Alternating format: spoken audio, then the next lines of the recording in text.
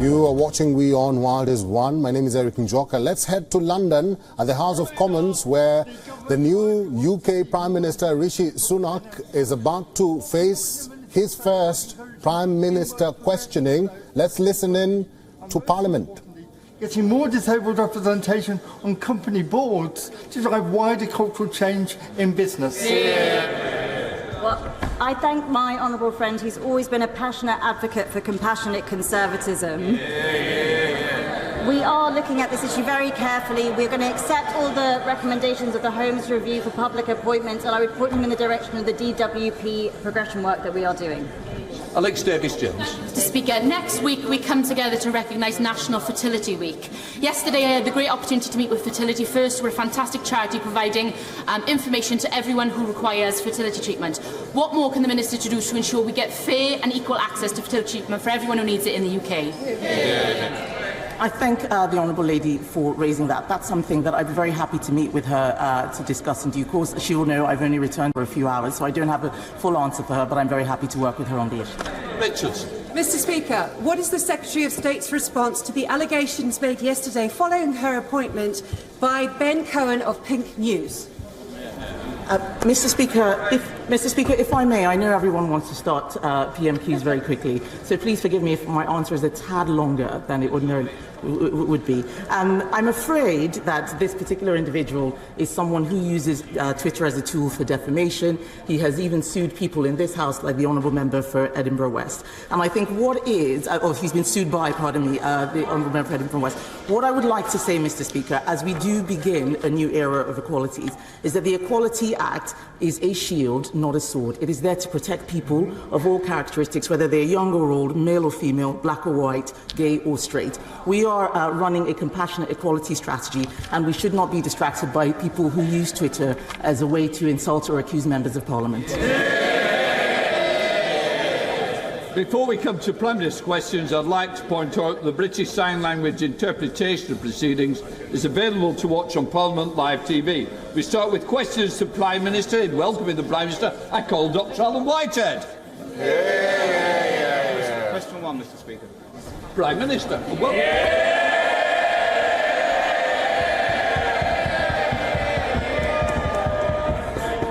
Mr. Speaker, Can I just say, don't damage the furniture. Cheering by all means, but don't damage. Come on.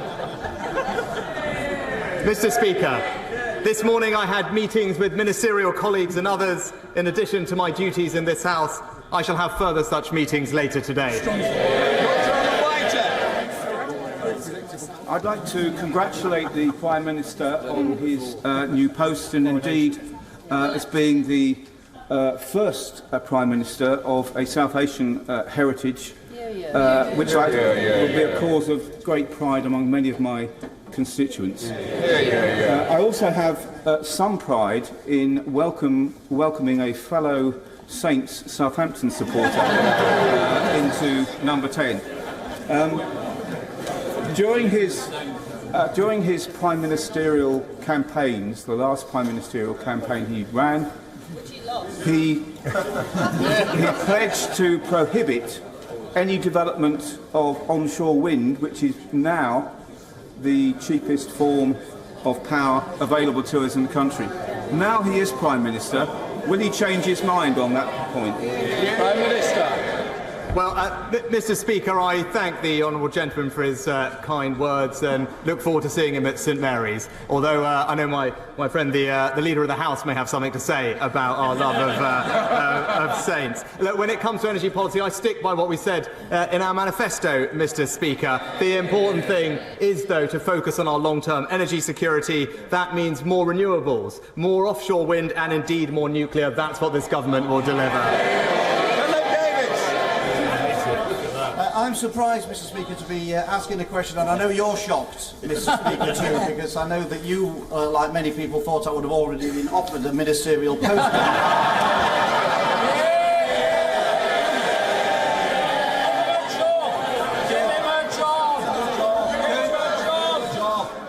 Let me tell you, I didn't hold my breath. Philip Davis. Go figure, as Joe Biden might say.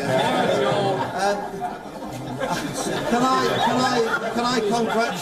I congratulate my right honourable friend on becoming Prime Minister? He's absolutely the right person for the job, and I wish him every success in post, and as he knows, he's got my full support.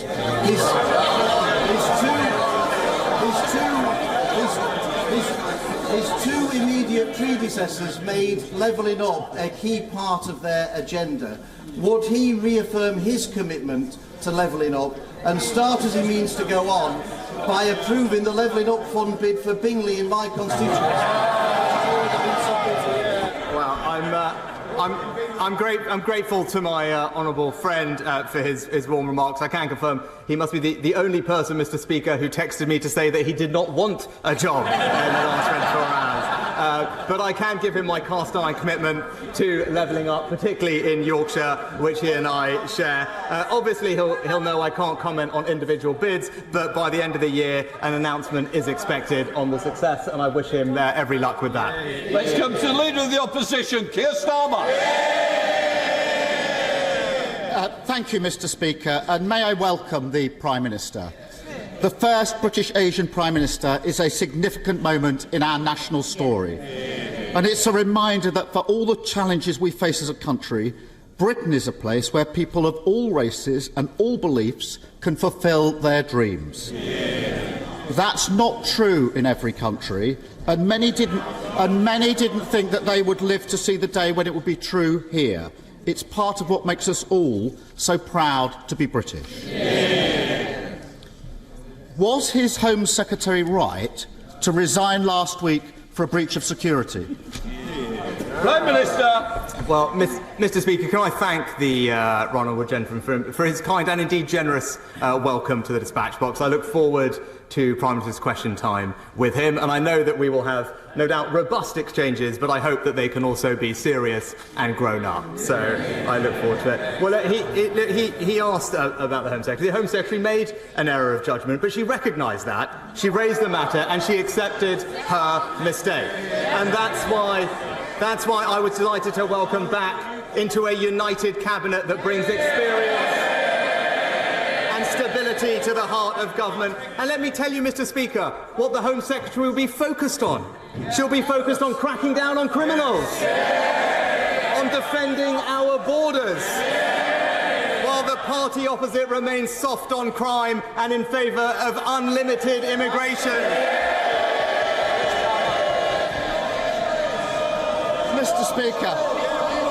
Mr. Speaker, yesterday the Prime Minister stood on the steps of Downing Street and promised integrity, professionalism and accountability. But then, with his first act, he appointed a Home Secretary who was sacked by his predecessor a week ago for deliberately pinging around sensitive Home Office documents from her personal account. Far from soft on crime, I ran the Crown Prosecution Service for 5 years. I worked with Home Secretaries to take on terrorists and serious organised crime. And I know firsthand how important it is that we have a Home Secretary whose integrity and professionalism are beyond question. So, have officials raised concerns about his decision to appoint her? Mr. Speaker, I just addressed the issue with the Home Secretary, but he talked about fighting crime. I would hope, Mr. Speaker, I would hope that he would welcome. I would hope that as we look forward, he would welcome the news today that there are over 15,000 new police officers on our street.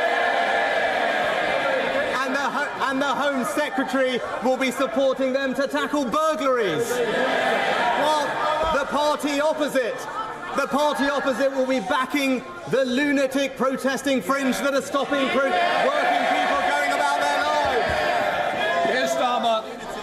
Well, Mr. Speaker, I listened carefully. That was clearly not a no.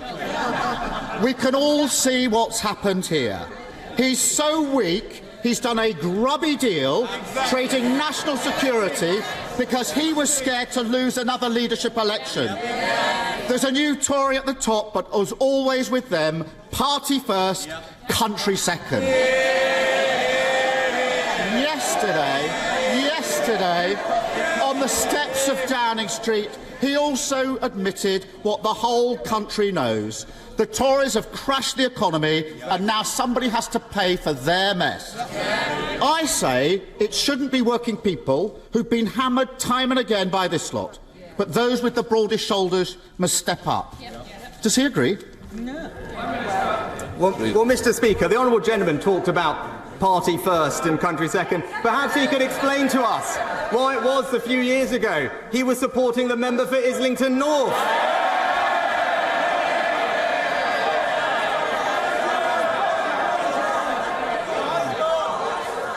Mr. Speaker, my record is clear.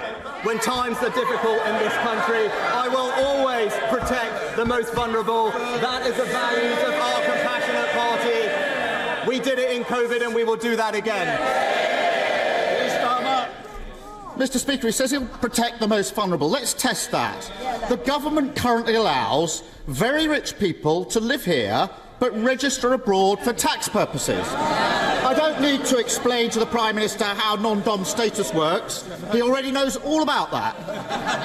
It costs the Treasury £3.2 billion every year. Why doesn't he put his money where his mouth is and get rid of it?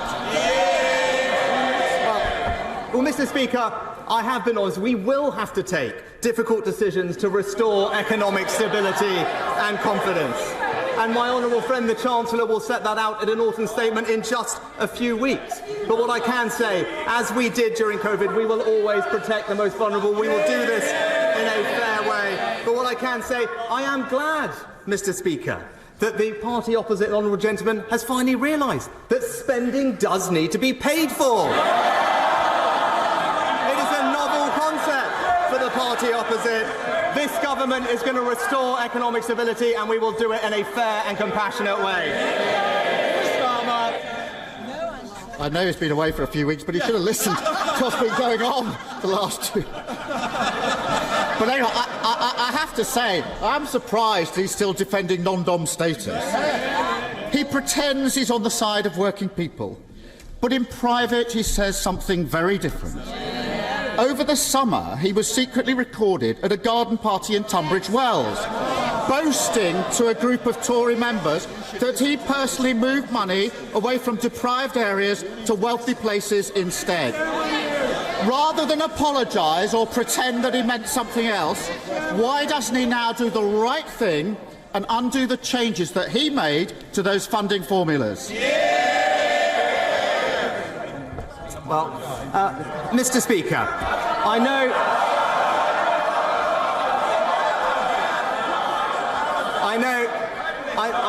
know the right honourable gentleman rarely leaves North London.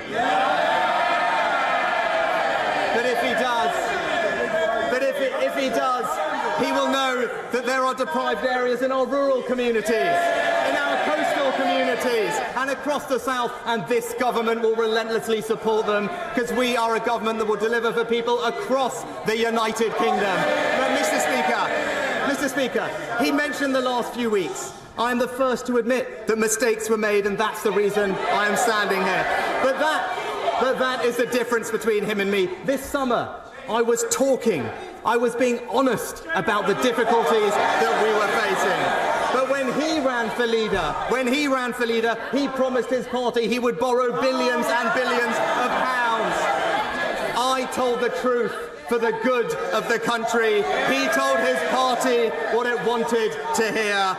Leadership is not selling fairy tales. It is confronting challenges, and that is the leadership the British people will get from this government. Mr. Speaker, I think everyone should watch the video and make their own minds up. In public, he claims he wants to level up the north, but then he boasts about trying to funnel vital investment away from deprived areas. He says one thing and does another. But they're shouting. They're not my words. They're not my words.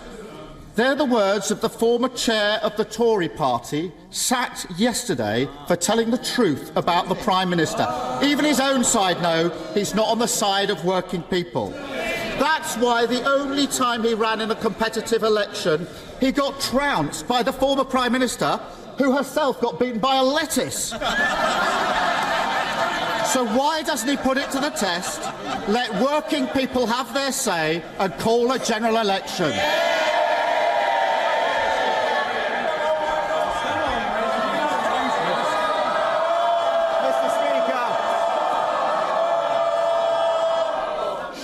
Well, it'll take a long time to get through this paper if we carry on like this, Prime Minister. Mr. Speaker, he talks about mandates, about votes, about elections. It's a bit rich coming from the person who tried to overturn the biggest democratic vote in our country's history. Our mandate is based on a manifesto that we were elected on, to remind him an election that we won and they lost. A mandate that says we want a stronger NHS, better schools, safer streets, control of our borders and levelling up. That is the mandate that I and this government will deliver for the British people.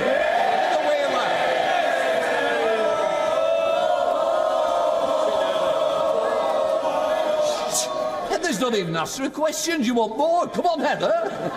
Thank you very much, Mr. Speaker. I'd like to congratulate my right honourable friend and new Prime Minister, and also to thank our previous Prime Minister for the straightforward way she has handled her resignation, and I wish her and her family well for the future. Would my right honourable friend please use this, his first appearance of the dispatch box, to make it clear to the British Medical Council and the British Dental Association that, as well as more training spaces opening up, that they must allow new doctors and dentists to work in the UK so that the good people of South Derbyshire can get treatment on the NHS? Well, I thank my honourable friend for her question. She's absolutely right.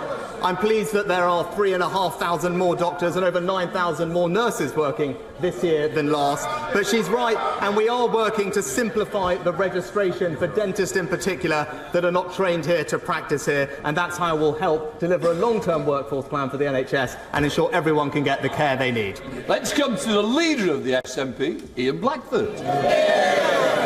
Thank you, Mr. Speaker, and I congratulate the new Prime Minister on becoming the first British Asian to hold the office. The significance and the symbolism of this achievement is to be warmly welcomed by everyone. Mr. Speaker, yesterday on the steps of Downing Street, the new Prime Minister promised to bring, and I quote, compassion to the challenges that we face today. So, on his first full day in the job, let's put that to the test. A winter of uncertainty is coming, and next April we'll see a cliff-edge moment. Millions face a double whammy as the energy price guarantee is cut off, while households are hit by austerity 2.0 and a real terms cut to social security benefits that many rely on to survive. If people are actually to trust the new Prime Minister's words about compassion, will he today reassure people and guarantee that benefits will rise in line with inflation in his upcoming budget? Well, Mr. Speaker, I thank the right honourable gentleman for his, again, kind remarks. And what I can tell him is my record on this is clear. Through the difficult times that we faced in this country through COVID, I always acted in a way to protect the most vulnerable. That's because it is the right thing to do, and those are the values of our compassionate party. And I can absolutely reassure him and give him that commitment that we will continue to act like that in the weeks ahead. Well, Mr. Speaker, let's test that, because as Chancellor, the Prime Minister slashed universal credit and presided over the worst levels. Well, you know, for the hard of hearing on the Tory side, I might remind them that universal credit was cut by £20 a week. Rishi Sunak's first PMQs since entering Downing Street yesterday. Labour leader Keir Starmer pressed him on a number of issues. Sunak's promise to govern with integrity could also feature, or actually featured here, with Suella Braverman being reappointed Home Secretary just 6 days after she was forced to resign because of a security breach which was raised by Sir Starmer. Opposition figures also focused on the state of the economy, the delay to the government's economic plan, and the fact that many of the same figures who featured in Liz Truss and Boris Johnson's administration are back sitting around the cabinet table. The opposition also raised the issue of a general election, which got a response. Now, the Prime Minister is still adamant that he will deliver.